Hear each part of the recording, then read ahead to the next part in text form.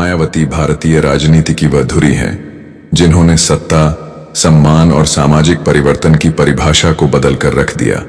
उनका सफर किसी सामान्य नेता की कहानी नहीं, बल्कि उस संघर्ष का इतिहास है जिसने करोड़ों बहुजन, दलित, पिछड़े, गरीब और वंचित वर्गों को पहली बार यह भरोसा दिलाया कि सत्ता उनके लिए भी बनाई गई है, उनके अधिकार भी उतने ही महत्वपूर्ण हैं और लोकतंत्र में उनकी आवाज भी उतनी ही शक्तिशाली है।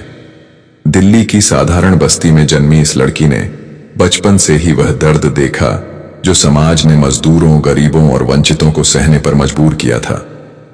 पढ़ाई में तेज, मेहनत में अव्वल और सोच में गहरी मायावती बचपन से ही असमानता को महसूस करती थी, लेकिन उस समय किसी ने भी नहीं सोचा था कि एक दिन यही लड़की देश के सबसे बड़े राज्य उत्तर प्रदेश की 4 बार निर्वाचित मुख्यमंत्री बनेगी और रिकॉर्ड स्तर पर कानून व्यवस्था, विकास, सामाजिक संतुलन और प्रशासनिक सख्ती की मिसाल कायम करेगी। उन्हें राजनीति में लाने वाले कांशीराम सिर्फ एक व्यक्ति नहीं, बल्कि एक विचारधारा थे और मायावती उनकी सबसे मजबूत राजनीतिक उत्तराधिकारी बनकर उभरी। कांशीराम की वह प्रसिद्ध पंक्ति, मैं तुम्हें मुख्यमंत्री बनाऊंगा, सिर्फ एक वाक्य नहीं, बल्कि भारतीय राजनीति में एक ऐतिहासिक भविष्यवाणी थी।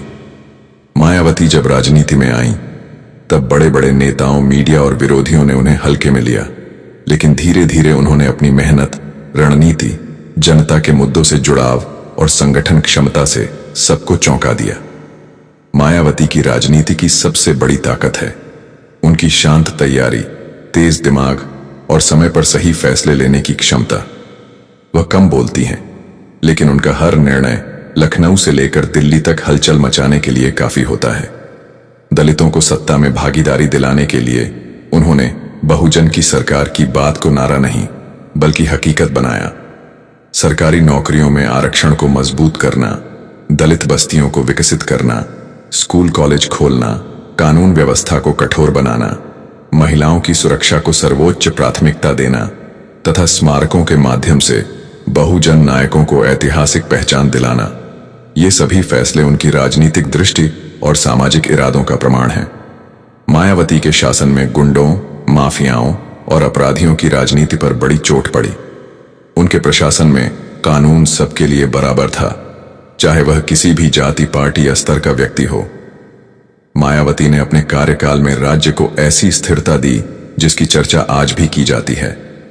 वहीं विरोधियों ने उन्हें रोकने की लाख कोशिश की, झूठे आरोप लगाए, माहौल बनाया, गठबंधन तोड़े, लेकिन मायावती हर बार और अधिक मजबूती के साथ राजनीति में वापस आईं। उनकी छवि एक बुलडोजर जैसी सख्त नेता की भी है और शांति और संतुलन वाली प्रशासनिक महिला की भी। वह भावुक नहीं, रणनीतिक हैं। वह भीड़ नहीं, संगठन पर भरोसा करती हैं और यही वजह है कि आज भी उनकी अपील उतनी ही मजबूत है जितनी पहले थी।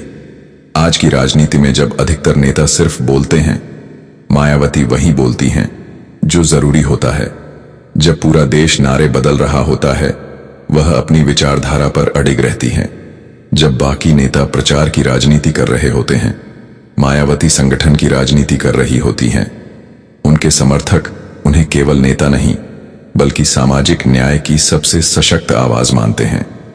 मायावती की राजनीति आज भी जनता में यह विश्वास जगाती है कि अगर कोई नेता है जो बिना भेदभाव, बिना पक्षपात और बिना दबाव के शासन चला सकता है, तो वह मायावती ही है। चुनावी माहौल में जब जब मायावती सक्रिय होती हैं, राजनीति के समीकरण बदलने लगते हैं। उनकी बैठकों, उनके भाषणों, उनके फैसलों और प्रशासनिक शैली की चर्चा पूरे देश में होती है। वह आज भी उस विचारधारा की मशाल लेकर चल रही हैं जिसने करोड़ों लोगों के जीवन में उम्मीद की रोशनी जगाई। आज जब देश में नए गठबंधन बन रहे हैं, विपक्ष और सत्ता पक्ष दोनों अपनी रणनीति तैयार कर रहे हैं, मायावती भी अपने संगठन को नए उत्साह के साथ खड़ा कर रही हैं। युवाओं का जुड़ना, बूथ कमेटियों की मजबूती, नए संदेश, नए पोस्टर और नए संकल्प इस बात का संकेत हैं कि बीएसपी फिर से मैदान में पूरी तैयारियों के साथ उतर रही है। मायावती की राजनीति सिर्फ चुनाव जीतने का खेल नहीं, बल्कि समाज की दिशा बदलने का संघर्ष है और यह संघर्ष तब तक जारी रहेगा जब तक हर वंचित वर्ग को उसका अधिकार, सम्मान और बराबरी का स्थान नहीं मिल जाता। उनके समर्थक आज भी विश्वास के साथ कहते हैं, जब बहन जी आएंगी इतिहास फिर बदलेगा। और राजनीति के जानकार इस बात से इनकार नहीं कर सकते कि मायावती भारत की उन कुछ न